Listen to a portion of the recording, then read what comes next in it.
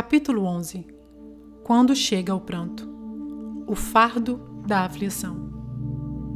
Ainda que eu andasse pelo vale da sombra da morte. Salmos 23, 4. Carlos Andrés Paes-Dom, Nino, deitou-se com seu livro de histórias bíblicas favorito. Começou com o primeiro capítulo e virou cada página até o fim. Quando acabou, assoprou um beijo de boa noite à mamãe e ao papai, às suas 3 ninhas, e então, como sempre, atirou também um beijo ao papá Deus.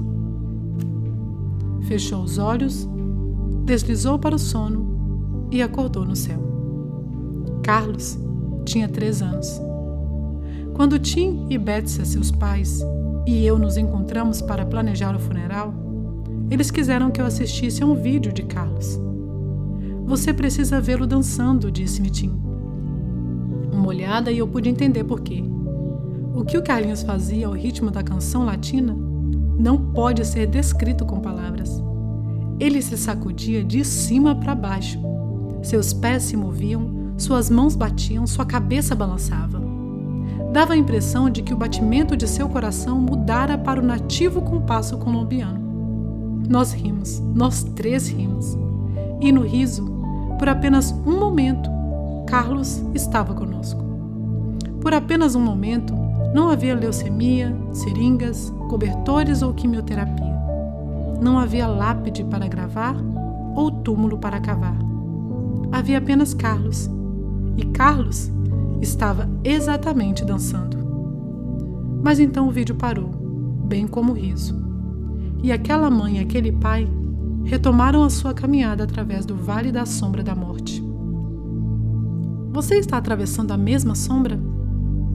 Este livro está sendo segurado pelas mãos que tocaram a face fria de um amigo?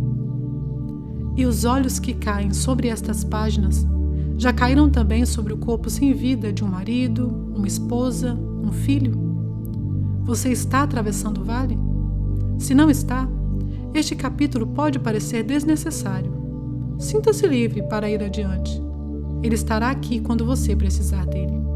Entretanto, se está, você sabe que o negro saco da tristeza é difícil de sustentar. É difícil carregá-lo porque nem todos entendem a sua aflição. Eles entenderam no começo, entenderam no funeral, ao lado da sepultura, mas não agora. Eles não entendem. O luto prolonga-se. Tão silenciosamente quanto uma nuvem escorre entre você e o sol da tarde, as lembranças flutuam entre você e a alegria, deixando você numa sombra gelada. Nenhum aviso, nenhuma notícia, apenas o cheiro da colônia que ele usava ou um verso da canção que ele amava. E você está dizendo adeus outra vez. Porque o pesar não deixa? Porque você enterrou mais que uma pessoa. Você enterrou algo de si mesmo. Não foi John Donne que disse: a morte de qualquer homem me diminui? É como se a raça humana residisse numa imensa cama elástica. Os movimentos de um podem ser sentidos por todos. E quanto mais íntimo o relacionamento, mais intensa a partida. Quando morre alguém que você ama, isso afeta você. Afeta os seus sonhos. Alguns anos atrás, minha esposa e eu servimos com outros missionários no Rio de Janeiro, Brasil. Nossa equipe era composta de vários casais jovens, que por estarem longe de casa, tornaram-se muito chegados. Regozijamo-nos grandemente quando 2 membros de nossa equipe, Marta e Ângela, anunciaram que ela estava grávida de seu primeiro filho. No entanto, a gravidez foi difícil e a alegria virou inquietação. Foi dito a Ângela que ficasse na cama e a nós que permanecêssemos em oração. Assim o fizemos. E Deus respondeu nossas orações, embora não como desejávamos. O bebê morreu no útero.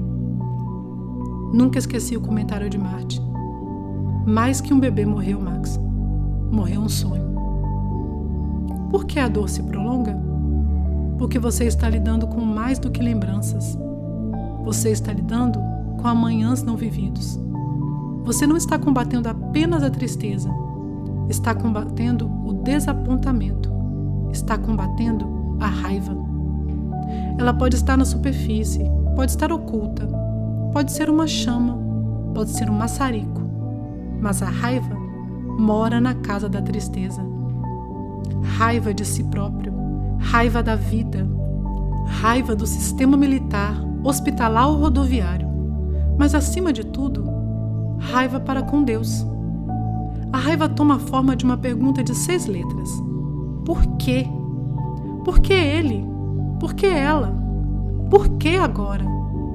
Por que nós?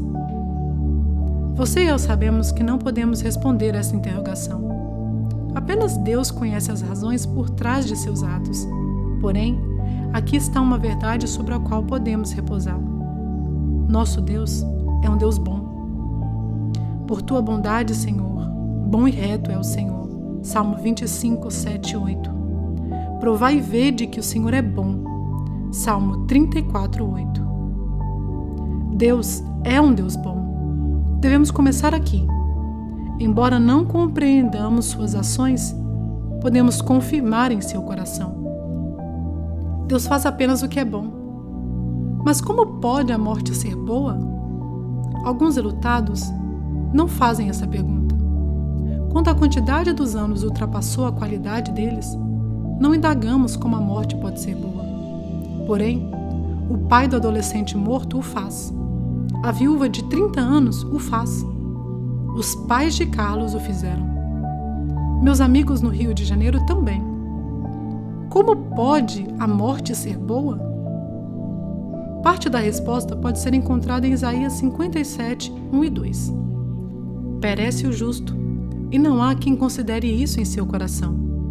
E os homens compassivos são retirados, sem que alguém considere que o justo é levado antes do mal. Ele entrará em paz. Descansarão nas suas camas os que houverem andado na sua retidão. A morte é o modo de Deus tirar a pessoa do mal. De que espécie de mal? Uma doença prolongada? Um vício? Uma escura fase de rebelião? Não sabemos. Sabemos, contudo, que ninguém vive mais nem menos do que Deus pretende. No teu livro, todas estas coisas foram escritas, as quais iam sendo dia a dia formadas, quando nenhuma delas havia. Salmo 139, 16. Mas os dias dela aqui foram tão poucos, a vida dele foi tão breve. Para nós parece assim. Falamos de uma vida curta, mas comparada à eternidade, quem tem uma longa? Os dias de uma pessoa na Terra podem parecer uma gota no oceano. Os seus e os meus podem parecer o que cabe num dedal. Porém, comparado ao Pacífico da eternidade, nem os anos de Matusalém encheram mais que um copo. Tiago não estava falando apenas aos jovens quando disse: não sabeis o que acontecerá amanhã. Porque que é a nossa vida? Tiago 4,14. No plano de Deus, cada vida é longa o suficiente e cada morte é oportuna. E embora você e eu desejemos uma vida mais longa, Deus sabe o que é melhor. E isto é importante, embora você e eu desejemos uma vida mais longa para nossos entes queridos, eles não querem. Ironicamente, o primeiro a aceitar a decisão de Deus quanto à morte é aquele que morre. Enquanto estamos sacudindo a cabeça em descrença, eles estão levantando as mãos em adoração. Enquanto estamos pranteando a sepultura, eles estão maravilhando-se no céu. Enquanto estamos questionando Deus, eles o estão louvando. Mas Max, e aqueles que morrem sem fé? Meu marido nunca orava, meu avô nunca adorava, minha mãe nunca abriu a Bíblia, muito menos o coração. O que será daqueles que nunca creram? Como sabemos que não creram? Quem dentre nós está inteirado dos últimos pensamentos de uma pessoa? Quem dentre nós sabe o que acontece naqueles momentos finais? Você está seguro de que nenhuma oração foi oferecida? A eternidade pode dobrar os mais orgulhosos joelhos. Poderia uma pessoa olhar para dentro da escancarada garganta da morte, sem sussurrar um apelo por misericórdia? E poderia o nosso Deus, que é parcial para com o humilde, resisti-lo?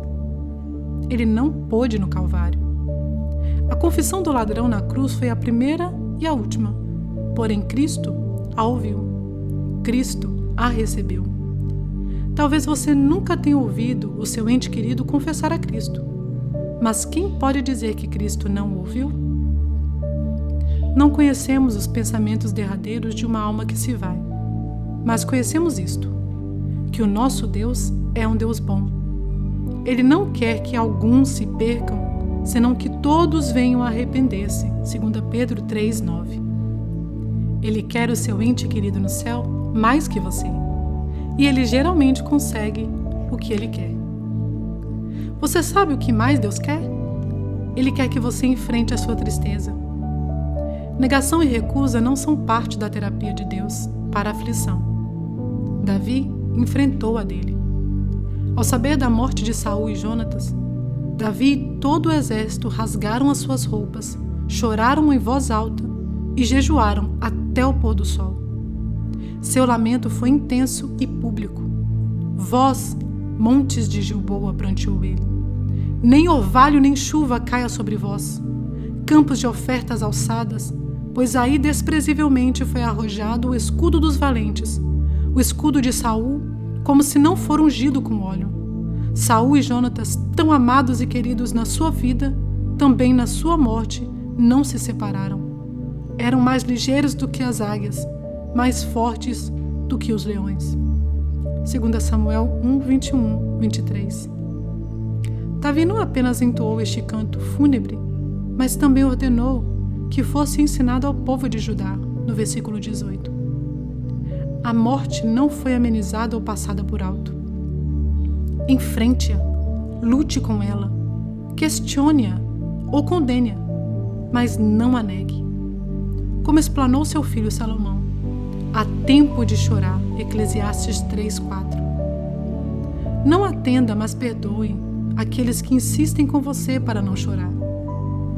Deus guiará você através e não em volta do vale da sombra da morte. E a propósito, você não está contente por ser ela apenas uma sombra? O Dr. Donald Grey Barnhouse contou por ocasião da morte de sua primeira esposa.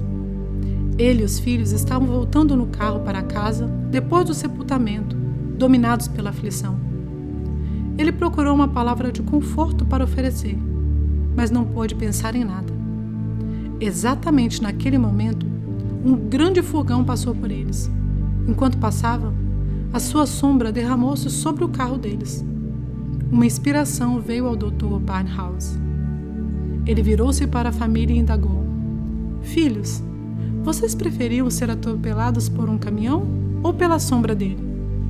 Os filhos responderam: É claro, papai, que preferimos ser atropelados pela sombra. De qualquer modo, ela não nos pode ferir.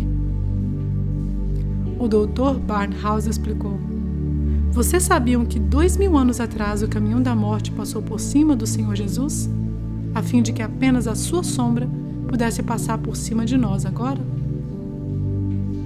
Nós enfrentamos a morte, mas graças a Jesus, enfrentamos apenas a sua sombra.